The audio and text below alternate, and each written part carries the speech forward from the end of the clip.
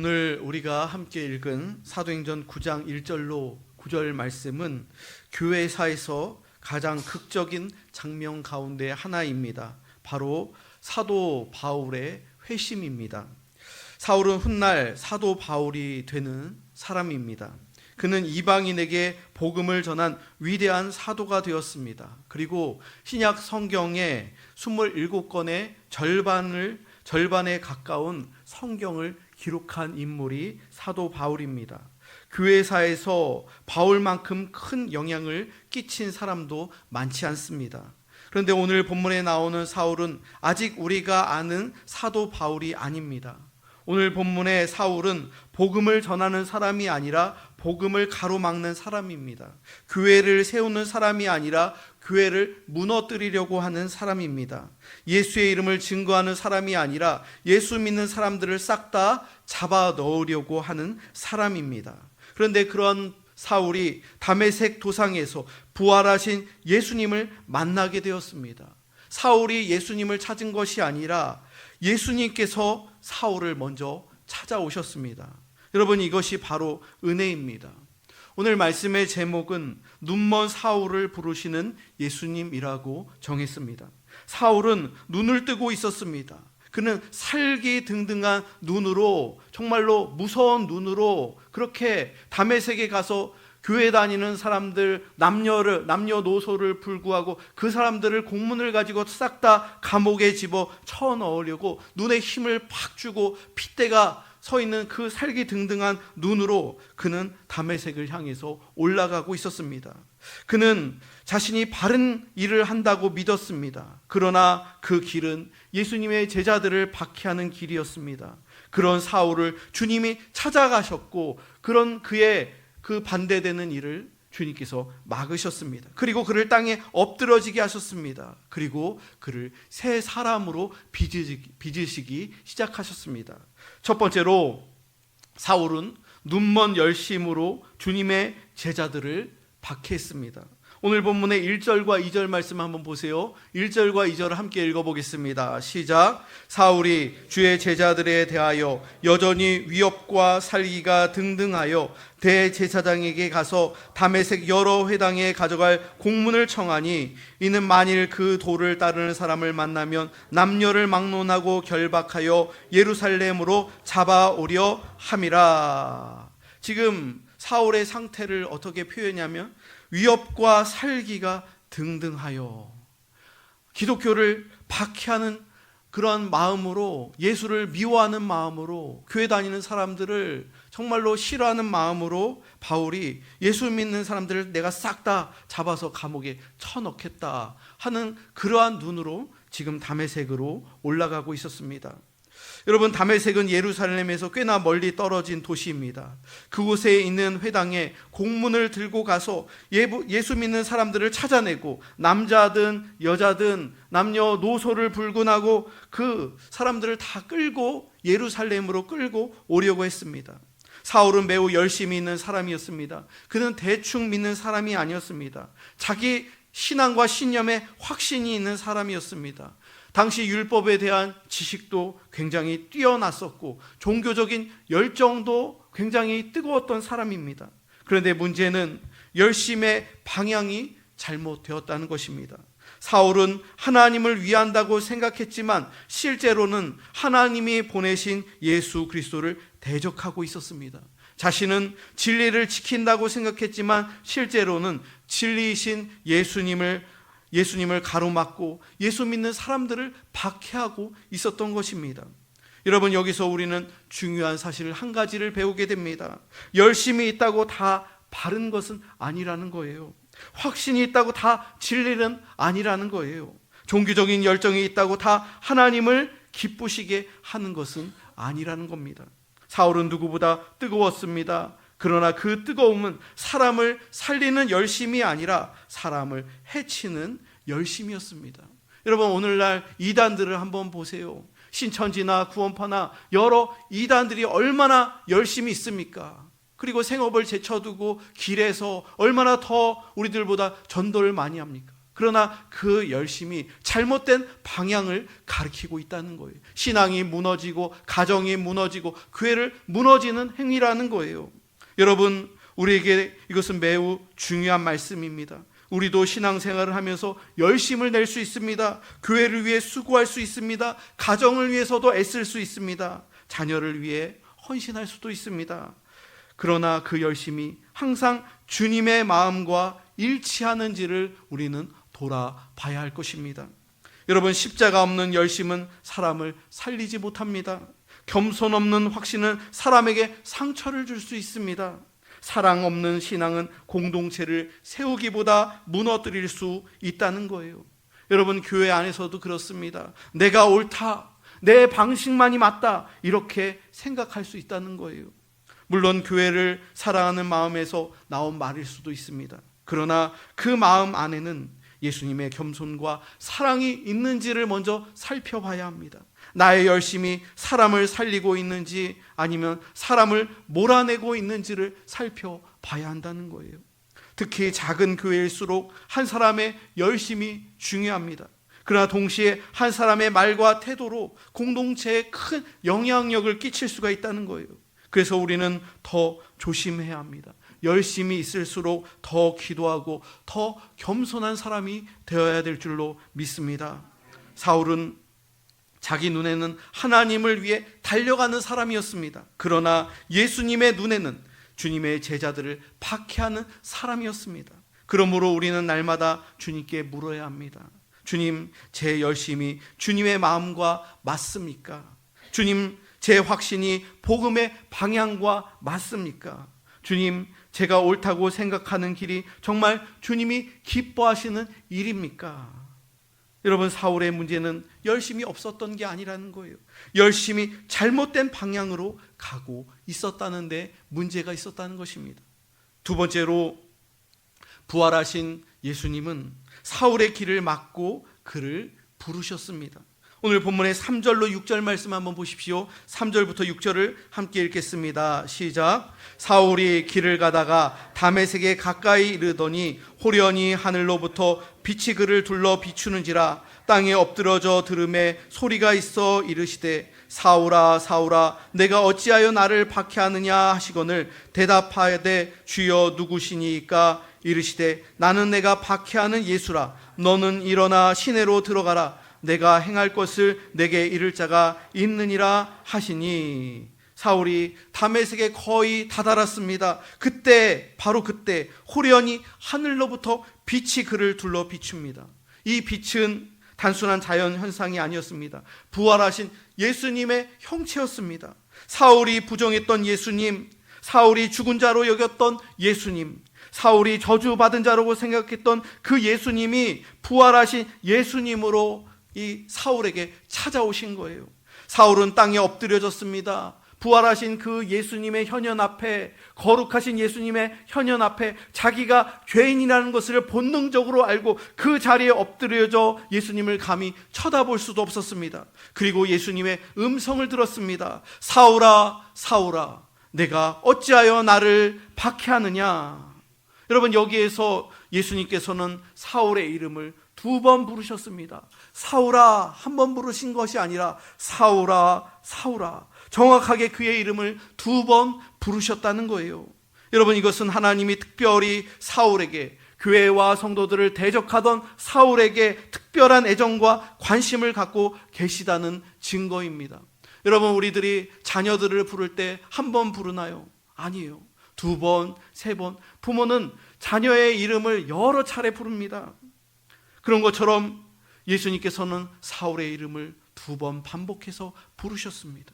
하나님께서는 아브라함을 부르실 때도, 자기의 아들 독자 이삭을 바치려고 하는 그 아브라함을 급하게 부를 때에도 2번 그의 이름을 부르셨습니다. 아브라함아 아브라함아 내가 하는 일을 멈춰라. 내가 이제야 내가 나 여호와 하나님을 경외하는 줄을 이제야 알겠노라. 그의 이름을 2번 부르셨다는 거예요. 사랑하는 성도 여러분, 저는 하나님이 여러분의 이름을 2번 부르시기를 축복합니다. 하나님께서 여러분의 이름을 2번 이상 불러주신다는 거예요. 여러분들의 이름을 2번 이상 부르셨기에 여러분들이 교회에 나와서 예배 드리는 거예요.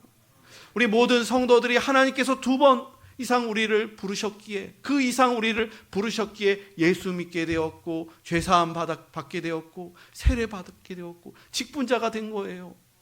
공복리까지, 공복교회까지 먼 거리에도 주님께서 우리를 부르시기 때문에, 여러 차례 부르시기 때문에 여기까지 와서 예배를 드리는 거죠.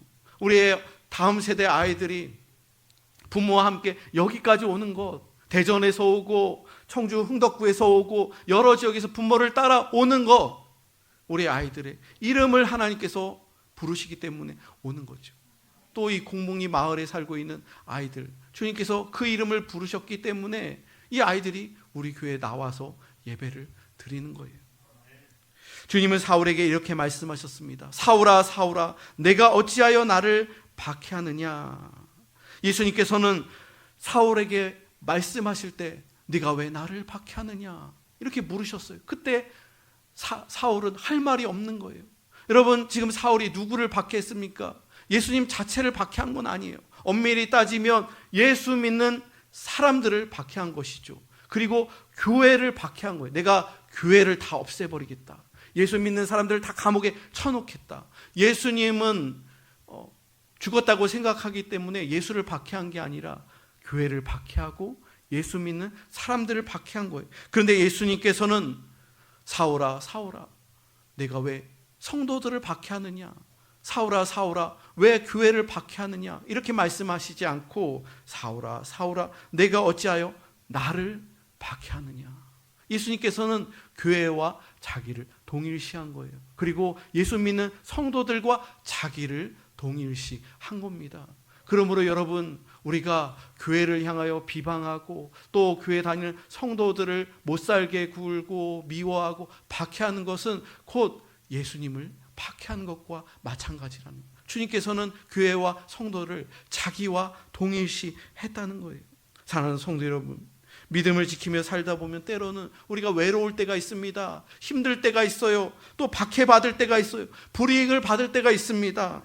가정 안에서 혼자 믿음을 지키는 분들도 있습니다. 직장에서 믿는 사람으로 살아가는 것이 쉽지 않은 그러한 세상입니다. 교회를 섬기다가 지칠 때도 있고 때로는 오해를 받을 때가 있어요. 다른 성도들에게 오해를 받을 때가 있고 때로는 목회자에게 오해를 받을 때도 있어요. 교회를 섬기다가 지칠 때도 있고 힘들 때도 있어요.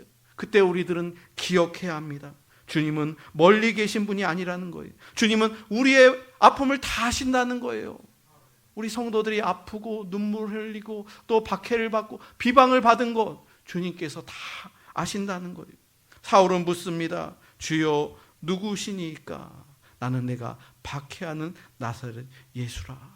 이 한마디에 바울의 그동안의 모든 것들이 다 무너져 내리는 거예요. 자기의 신학이 무너져 내리고 자기의 인생관이 무너져 내리면서 내가 누구보다도 율법을 안다고 생각하고 내가 무엇보다도 여호와 하나님을 위해 열심이라고 생각했는데 내가 했던 이 모든 부분들이 여호와 하나님께서 원하시던 그 율법의 길이나 주님 원하시는 길과 정반대되는 길이라는 것을 알게 되면서 그 자리에서 자기 확신이 완전히 부서지면서 바울은 그 자리에서 앞을 볼 수 없게 되었습니다. 하나님께서 3일 동안 눈을 가리신 거예요. 그러면서 예수님께서 너는 일어나 시내로 들어가라. 내가 행할 것을 내게 이를 자가 있느니라. 이렇게 말씀하셨어요. 사람들에 이끌려 눈이 보이지 아니냐 하니까 그 예수님의 빛나는 광채를 보면서 마치 우리가 태양을 보면 눈의 그 부분들이 시력이 굉장히 손상되는 것처럼 태양보다 더 강렬한 부활하신 예수님을 봤을 때 그의 눈이 일시적으로 마비가 된 거예요. 눈 앞을 볼 수가 없게 된 거예요. 사람들의 이끌림을 받아서 그가 직가라는 곳에 들어가게 되는데 그 시내로 들어갔을 때 앞으로 내가 어떻게 살아가야 될지 무엇을 해야 될지 이를 자가 있느니라 이렇게 말씀하셨습니다. 여러분, 주님께서는 한 번에 모든 것을 다 알려주시지 아니하셨습니다. 먼저 시내로 들어가라는, 기다리라는 거예요. 그리고 그곳에서 한 사람을 만나고 그에게 안수 기도를 받으라는 거예요. 여러분, 주님은 사울을 단번에 무너뜨리셨지만 그를 혼자 내버려 두지 아니하셨습니다. 사울은 이제 교회 공동체 안에서 다시 세워져야 합니다. 아나니아라는 한 성도를 통해 도움을 받아야 됩니다. 그로부터 안수 기도를 받아야 그의 눈에서 비늘이 벗겨지면서 시력이 회복되는 거예요. 지금까지 교회를 박해하던 사람이 이제 교회의 손길을 통해 그가 다시 세워지는 시간이 필요했다는 거예요. 여러분, 하나님은 우리를 부르실 때 혼자만의 신앙으로 부르지 아니하십니다. 주님은 우리를 교회 안으로 부르시는 거예요. 교회 공동체 안으로 부르시는 거예요. 서로를 통해 세워지게 하시는 거예요. 내가 누군가를 돕기도 하고 때로는 누군가가 나를 도와주는 거예요. 서로가 함께 연결되고 지체가 되어서 교회로서 세워지는 거예요. 나 혼자 잘났다고 내 신앙, 내 은사만 믿고 교회는 안 나오고 자기 홀로 하는 신앙은 굉장히 위험한 신앙입니다. 목사 역시도 마찬가지예요. 목사 혼자 어떻게 목회를 할까요? 아니에요. 성도들이 함께 하니까 교회가 더 건강해지는 거예요. 사모가 함께 도와주고, 그리고 우리 성도들이, 집사님들이, 장로님들이 함께 해주니까 부족한 부분들이 메꿔지면서 교회가 풍성해지는 것이지, 한 사람이 혼자 잘났다고 모든 걸 다 할 수 없다는 거예요. 사도 바울 역시도 마찬가지였어요. 그러니까 예수님을 만났을 때 그를 세워줄 사람, 그를 회복시켜줄 사람, 그를 위해서 기도해주며 양육할 수 있는 사람이 필요했다는 것이죠. 마지막 세 번째로, 사울은 어둠 속에서 새 사람으로 빚어지기 시작했습니다.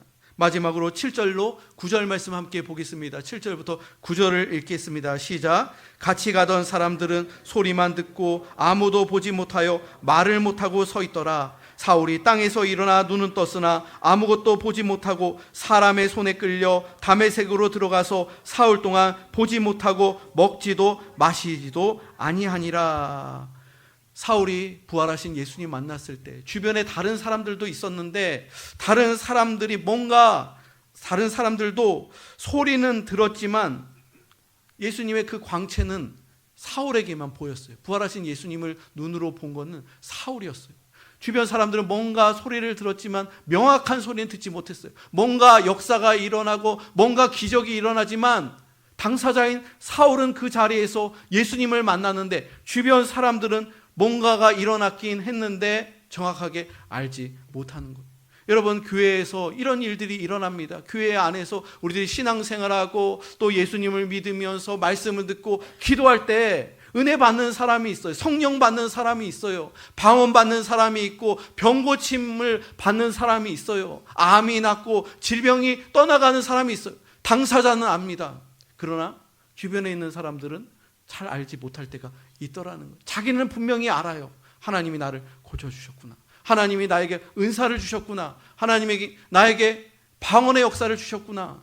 자기는 압니다. 주변의 사람들은 눈치를 못 챌 때가 있다는 것이죠. 사울은 부활하신 예수님을 보자 눈이 멀게 되고 앞을 볼 수 없으니까 사람들의 도움으로 이제 시내로 들어가게 되는데, 그동안 사울이 사흘 동안 보지도 못하고 먹지도 못하고 마시지도 못했어. 얼마나 큰 충격을 받았는지. 여러분, 우리가 큰 충격을 받으면 먹고 싶어도 음식이 안 넘어갑니다. 그럴 정도로 자기의 인생에 있어서 너무나도 큰 충격을 받은 거예요. 아, 내가 정말로 잘못된 인생을 살아왔구나.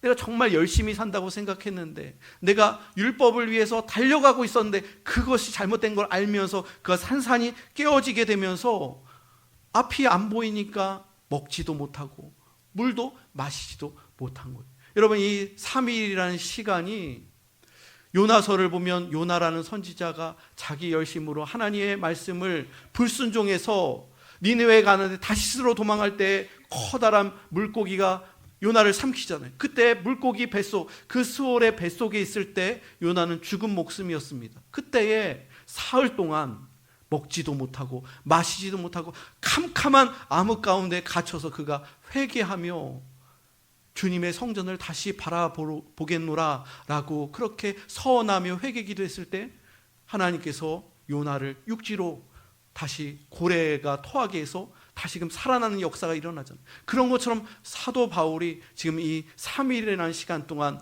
먹지도 않고 금식하고 마시지도 않고 주님만 바라보면서 앞이 보이지 않는 상황 가운데서 기다릴 때 하나님께서 아나니아라는 그러한 성도를 보내시고 그를 통하여 안수 기도할 때 그의 눈에서 비늘이 벗겨지면서 다시 눈을 뜨게 되고 새로운 인생을 위해서 달려가는 그러한 사람이 될 수 있었던 것입니다.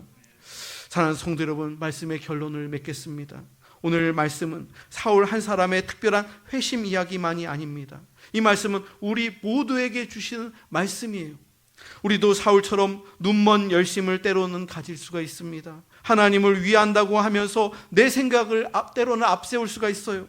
신앙의 이름으로 사람을 판단할 수가 있습니다. 교회를 사랑한다고 하면서 사랑 없는 말을 할 수가 있습니다. 내가 옳다는 확신 때문에 주님의 마음을 상하게 할 수도 있습니다. 그러므로 우리는 주님 앞에 늘 겸손히 서야 합니다. 주님, 제 눈을 열어 주옵소서. 주님, 제 열심의 방향을 바로 잡아 주옵소서. 주님은 사울 같은 사람도 끝까지 포기하지 아니하셨습니다. 복음을 대적한 사람도 찾아오셨습니다. 살기 등등하게 교회를 박해하던 사람도 찾아서 그를 변화시켜 주셨습니다. 그렇다면 우리가 누구를 쉽게 포기할 수 있겠습니까? 저 사람은 안 됩니다. 저 아이는 변하지 않습니다. 저 가정은 어렵습니다. 우리 마을은 복음을 받아들이기가 힘듭니다. 이렇게 우리가 말할 수 있습니다.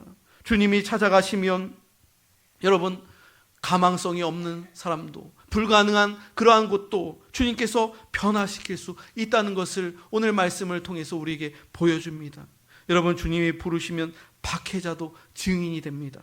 주님이 빛을 비춰주시면 눈먼 사람도 눈을 뜨게 되고 보게 되는 기적의 역사가 나타납니다. 그러므로 우리는 기도해야 합니다. 자신을 위해 기도해야 합니다. 우리 가정을 위해 기도해야 합니다. 그리고 우리 공북교회를 위하여 기도해야 될 줄로 믿습니다. 공북리와 오송의 이웃들을 위하여 우리가 매일 새벽마다 기도하고 있습니다. 다음 세대를 위해 기도해야 합니다. 주님께서 공북교회와 우리 모든 성도들을 붙들어 주셔서 눈먼 열심이 아닌 복음의 눈으로 살게 하시고 내 확신이 아닌 주님의 말씀을 따라 걷게 하시며 부활하신 예수 그리스도의 증인으로 담대하게 살아가는 우리 모든 성도들이 다 되시길 주님의 이름으로 축원합니다.